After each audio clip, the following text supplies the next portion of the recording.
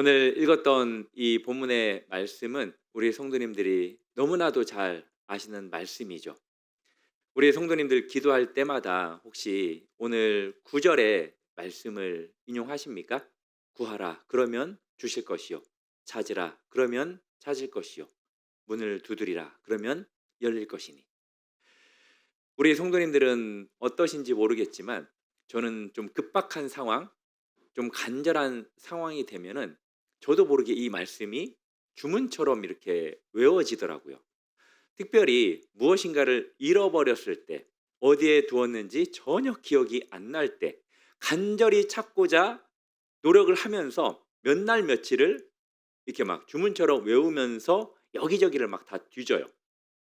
그리고 결국 찾아내서 되게 기뻐합니다. 그런데 이 9절의 이 말씀, 구하라, 찾으라, 문을 두드리라. 이 말씀이 그냥 우리가 간절히 구하고 간절히 찾고 간절히 문을 두드리면 얻어지고 찾아지고 구해지는 걸까요? 아니면 다른 의미가 있는 걸까요? 전자도 맞긴 맞아요. 그렇지만 이 말씀을 통해서 우리가 알아야 될 것은 뭐냐면, 이게 주문처럼 외워서 우리가 무엇인가를 얻고 찾고 무엇인가를 여는 그것에 필요한 말씀이 아니라, 이 말씀은 우리가 찾는 것을 찾게 해 주시고 열어야 할 것을 열어 주시고 구하는 것을 주시는 그분이 누군가를 가르쳐 주는 데에 더 강조점이 있다라는 거예요. 믿으십니까? 생각해 보세요. 우리가 하나님 앞에 구하는 것, 하나님과 우리와의 관계가 아무 관계가 아니라는 그 상황 속에서 우리가 구하면 하나님이 주실까요? 안 주시죠. 우리가 찾아도 하나님은 못 찾게 하실 거예요. 우리가 아무리 두드려도, 아무리 인내하면서 기다려도 하나님께서는 열어주지 않을 겁니다. 이 말씀은 우리가 어떻게 하느냐, 정말 간절히 해서 되는 게 아니라 하나님과의 그 관계를 가르쳐 주기 위한 말씀이라는 겁니다. 우리가 지난주에 이제 5절부터 8절까지의 말씀을 통해서 간청함이라는 주제로 이제 말씀을 살펴봤었는데요.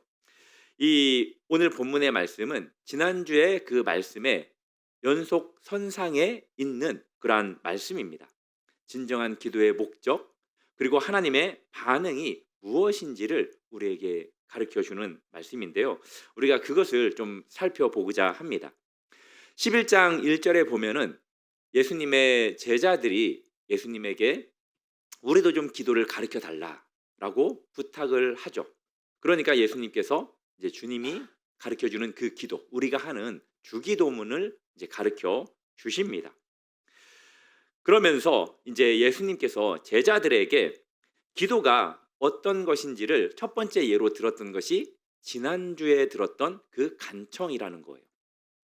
이 간청이라는 이 기도는 무엇이냐? 우리가 마땅히 받아야 할 그 내용에 대해서 우리가 당연히 기도할 수 있다라는 거예요. 뻔뻔하게 염치불구하고 기도할 수 있다라는 게 바로 간청함이라는 것의 의미입니다. 그러면 이 간청 기도에서 결국 중요한 건 뭐냐면 관계라는 거예요. 관계.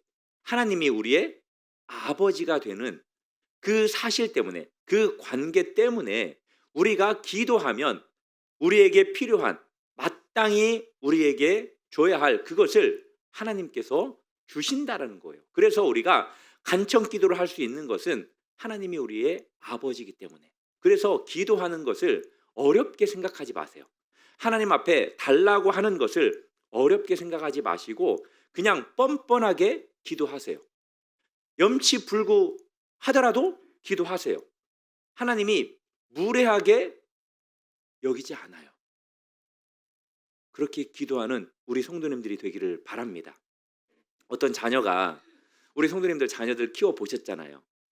특별히 공부하기를 원하는 자녀가 부모님에게 우리들에게 책을 사고 싶다고 책값 좀 달라고 그런데 돈이 없어서 거절을 했어요. 그런데 아들이 포기하면 좋은데 책을 안 사면 좋은데 공부하고 싶다고 책을 살 수 있도록 돈을 달라고 그렇게 했을 때 그렇게 간청하면 부모님들은 보편적으로 어떻게 하죠? 돈 안 주죠 그래도. 네, 돈 주잖아요. 그 아들이 자녀가 포기하지 않고 부모님에게 돈을 달라고 간청하는 이유가 뭐예요? 다른 이유가 아니라 관계가 되잖아요. 아빠도 되고 엄마도 되는 부모기 때문에 당연히 돈을 달라고 하고 부모로서는 안 줄 수가 없죠. 만약에 안 주면 어떤 일이 생길까요? 주변 사람들에게 얻어먹겠죠, 욕. "야, 어떻게 돈을 안 줄 수가 있냐. 자식이 공부하고 싶다는데 그래서 책을 사고 싶다는데 나라면 빚내서라도 돈을 주겠다."라고 주변 사람들은 이웃들은 이야기하지 않겠습니까? 그런 것처럼 그렇게 이제 계속 간청하면 줄 수밖에 없는 이유가 관계 때문이라는 거예요.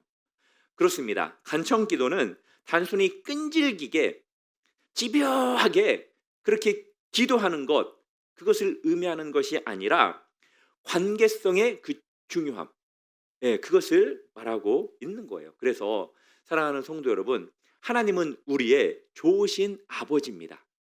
그 하나님은 우리가 필요한 우리가 원하는 하나님께서 주시기를 기뻐하는 그 기도들에 대해서는 반드시 준다라는 사실을 믿으시기를 바랍니다. 그래서 구하십시오. 그래서 찾으십시오. 그래서 문을 두드리시기를 바랍니다. 오늘 9절 말씀을 보면은 내가 또 너희에게 이르노니라는 말씀으로 시작을 하는데 이 표현은 앞에서 예수님께서 말씀하신 간청하는 태도에 대해서 계속해서 가르침을 주시기 위한 그러한 내용이에요.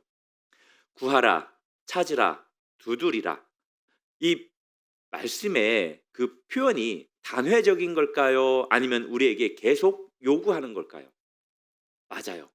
이 말씀은 모두 현재 명령형으로 사용이 됐습니다. 현재 명령형이라는 의미는 어떤 의미냐면 우리에게 지속적으로 행동을 요구하는 의미를 가지고 있다라는 거예요. 그러니까 우리는 기도할 때 그냥 한 번 기도하고 그것도 세게 기도했다고 그 다음에 기도를 안 하면 안 된다는 거예요. 한 번 기도를 했으면 어떻게 하라는 거예요? 계속 구하라는 거예요. 한 번 찾기 시작했으면 계속 찾으라는 겁니다. 한 번 두드렸으면 계속 문을 두드리라는 거예요. 우리 성도님들은 부모님들과 어떤 지금 관계 속에 있으십니까? 이제 만약에 이제 부모님을 먼저 떠나 보내신 분들이라면 하나님과 어떤 관계 속에 있으십니까?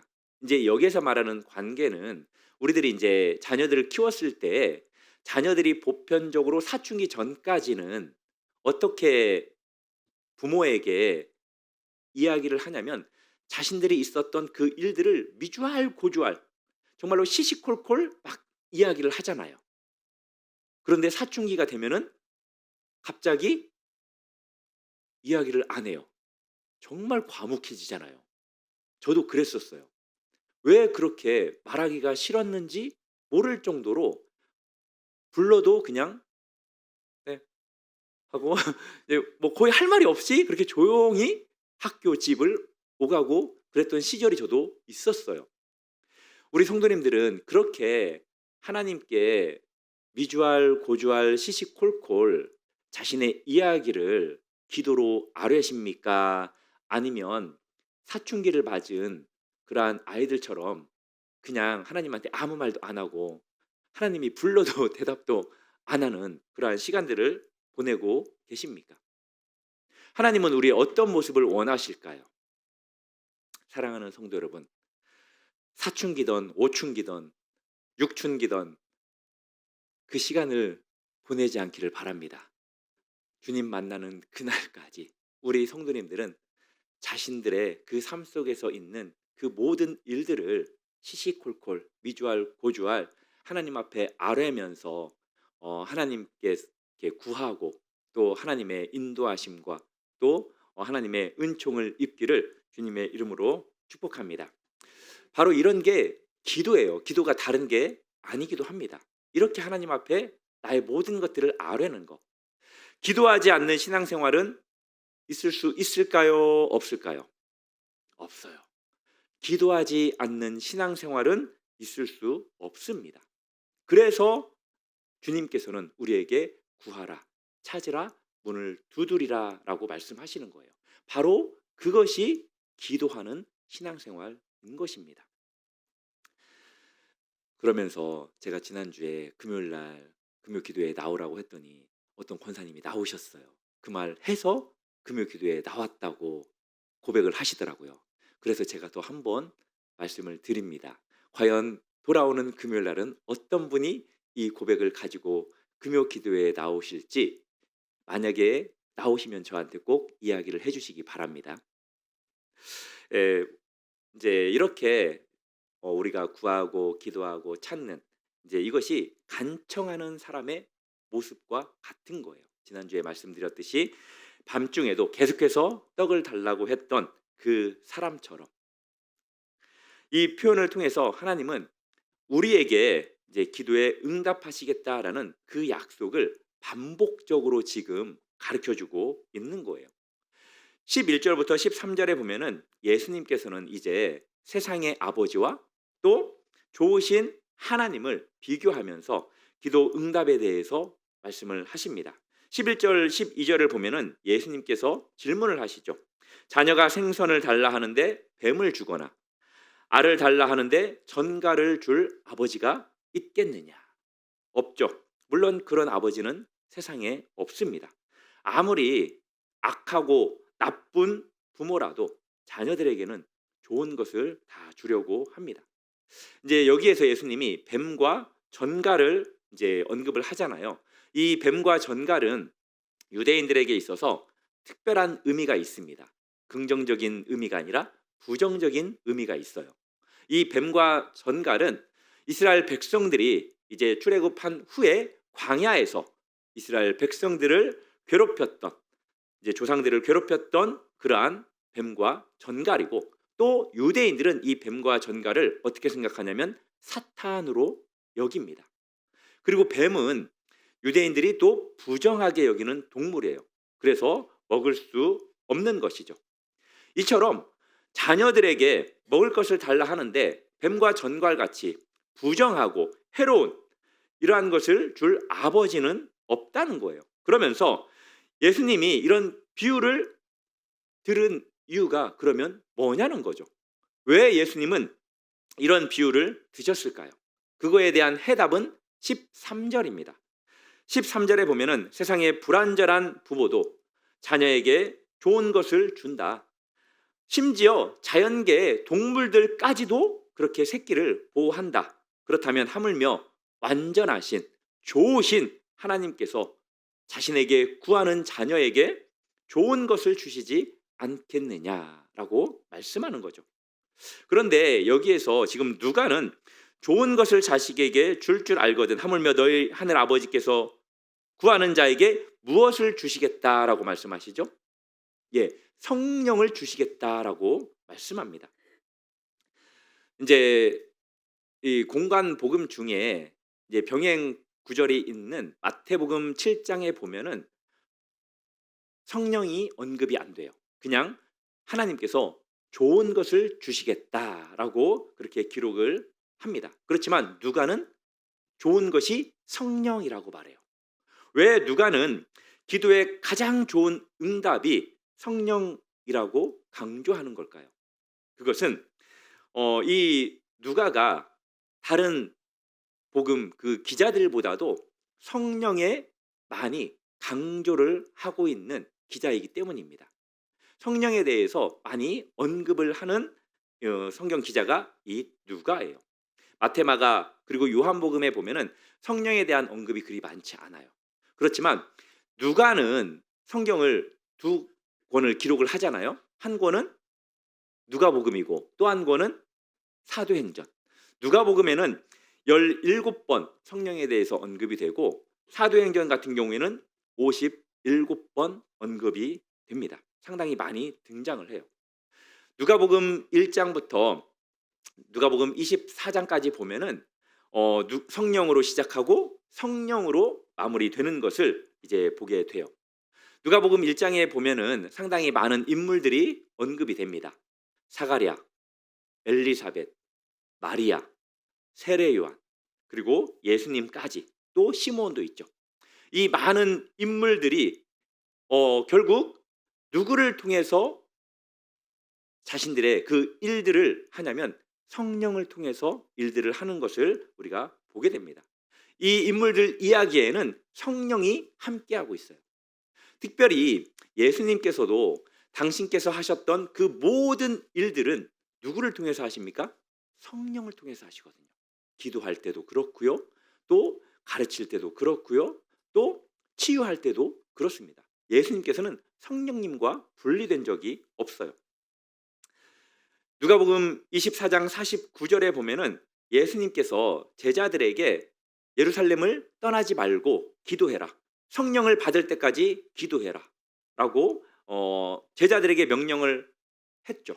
그랬더니 제자들이 어떻게 합니까? 예수님 말씀대로 순종하고 기도를 해요. 볼지어다 내가 내 아버지께서 약속하신 것을 너희에게 보내리니 너희는 위로부터 능력으로 입혀질 때까지 이 성에 머물라. 성령을 받으라는 거죠. 오순절에 성령이 임합니다. 그 성령이 제자들에게 임한 이후에 비로소 제자들은 예수님께서 부탁하신 그 사명들을 감당하는 것을 보게 되죠. 그들은 밖으로 나가서 예수 그리스도가 구주가 되신다. 예수 그리스도 외에는 우리에게 구원자가 없다라고 복음을 전합니다. 회개하라, 천국이 가까이 왔다. 그리고 자신의 그 하나님께서 주신 것들을 부족한 사람들에게 나누어 주기도 합니다. 복음을 전하다가 핍박을 받을 때 자신들을 공격하는 그 사람들을 용서하죠. 스데반 집사는 돌에 맞아 죽으면서까지 저들의 죄를 저들에게 돌리지 말라고 용서하는 것을 보게 되는데요. 왜 그들이 복음을 전하고 자신들이 가지고 있는 것을 나누어 주고 자신들을 핍박하는 자들을 용서하는 그러한 사랑을 베풀 수 있었을까요? 다른 것이 아니라 성령님을 통해서 그렇게 할 수 있었다는 겁니다. 성령의 능력으로 가능했다는 거예요. 그런 면에서 기도의 최고 응답이 성령이라는 사실을 믿으시기를 바랍니다. 그래서 우리는 성령 충만해야 돼요. 성령을 주신다는 것은 결국 어떤 것을 의미하는 걸까요? 단순한 어떤 능력이나 은사를 받는 것을 의미하는 것이 아니에요. 성령님을 통해서 우리가 누리는 은혜가 얼마나 많은지 모릅니다.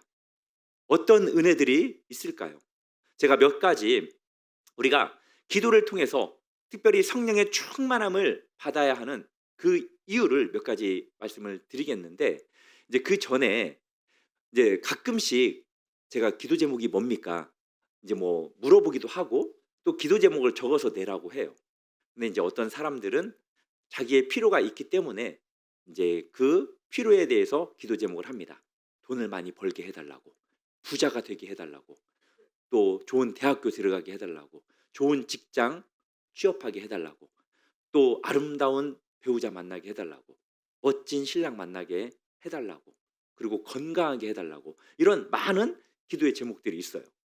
그런데 어쩌다 한 번씩 보면은 다른 거 기도 제목을 안 적고 성령 충만하게 해달라고 딱 이것만 적는 분들이 있어요. 그러면 저는 일단은 참 대단하다라고 여겨집니다. 그런데 또 한 가지는 어떤 게 있는 줄 아세요?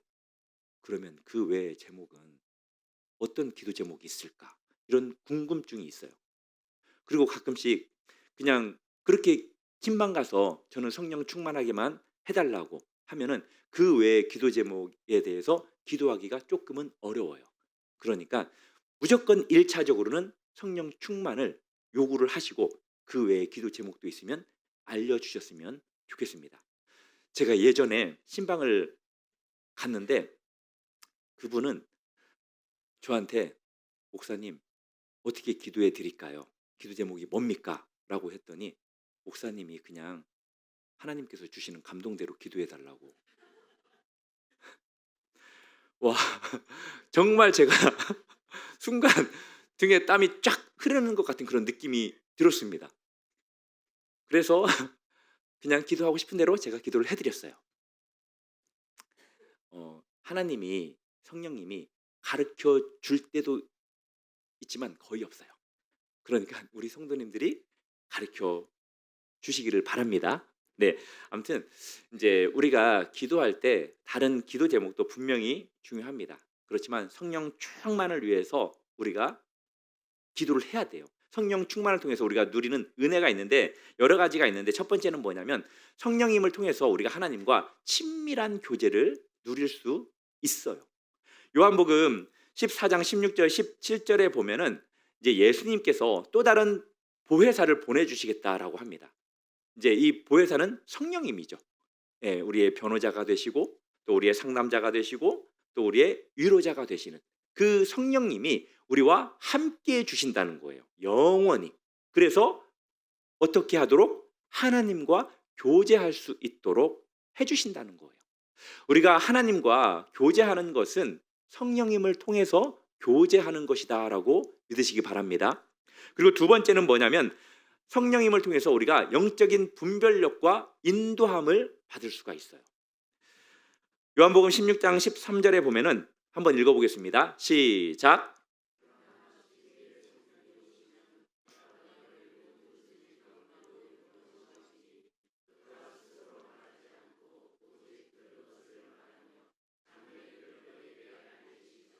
아멘. 우리가 진리를 분별할 수 있는 것은 우리가 똑똑해서 우리가 지혜가 있어서가 지식이 있어서가 아니라는 거예요. 성령님을 통해서 우리가 그것을 분별할 수 있고요. 또 성령님을 통해서 우리가 진리의 길을 걸어갈 수 있다라는 거예요. 믿으십니까? 그리고 세 번째는 우리의 복음 전함의 원천이 그 능력의 원천이 성령님을 통해서 가능합니다. 너무나도 잘 아는 사도행전 1장 8절 말씀. 오직 성령이 너희에게 임하시면 너희가 권능을 받고 예루살렘과 온 유대와 사마리아와 땅끝까지 이르러 내 증인이 되리라. 우리가 증인의 역할을 감당할 수 있는 것은 성령의 능력으로 가능한 거예요. 예, 우리의 지혜와 지식으로 복음을 전하는 게 아니라 성령의 능력으로 복음을 전할 때 그것이 능력으로 나타나는 것이라는 겁니다. 그리고 우리 삶의 변화의 주체가 바로 성령님이에요. 갈라디아서 5장 22절 23절에 보면은 성령의 열매에 대해서 나오죠. 사랑부터 절제의 9가지 열매에 대해서 언급을 합니다. 우리의 성품을 변화시키는 게 무엇으로 가능해요? 성령님으로 가능해요. 우리가 지금 성령님을 통해서 이 정도 지금 변화됐잖아요. 그래서 우리가 이 정도인 거예요. 믿으십니까? 앞으로 더 아름답게 변화될 줄로 믿습니다.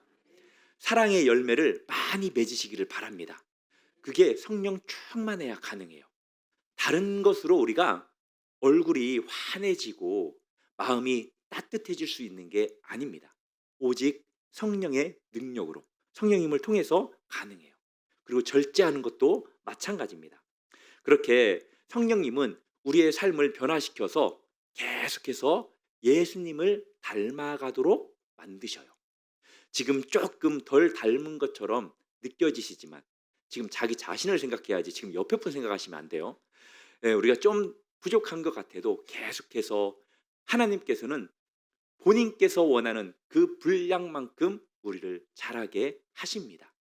지금은 얼만큼의 향기를 나타내고 있다고 생각하는지 모르겠지만 예수 그리스도의 향기를 충만하게 그렇게 드러낼 수 있도록 주님께서 성장시킨다는 사실을 믿으시기를 바랍니다. 그리고 이제 우리가 기도하지 못할 때 우리의 기도를 도우시는 분도 성령님이세요. 로마서 8장 26절 27절에 보면은 성령도 우리의 연약함을 도우시나니 우리는 마땅히 기도할 바를 알지 못하나 오직 성령이 말할 수 없는 탄식으로 우리를 위하여 친히 간구하시느니라. 아멘. 얼마나 감사합니까? 기도가 안 나올 때 있잖아요. 어떻게 기도해야 할지 도저히 입이 열리지 않을 때가 있잖아요. 그런 때에 우리 마음 가운데 내주하시는 그 성령님께서 오히려 우리는 눈물 흘려 기도해야 되는 그 상황에 눈물 흘리지 않고 간절하게 소리질러 기도해야 되는 그 상황에 전혀 기도하지 않을 때 말할 수 없는 탄식으로 우리를 위해서 하나님께 대신 기도해 주시는 분이 바로 성령 하나님이에요. 그리고 마지막으로 우리의 모든 영적 축복의 보증이 되시는 분이 바로 성령님이십니다. 에베소서 1장 13절 14절에 보면은 그 안에서 또한 너희가 믿어 약속의 성령으로 인치심을 받았으니 이는 우리 기업의 보증이시니. 우리가 구원받는 확신은 성령님이 우리를 인쳤기 때문이에요.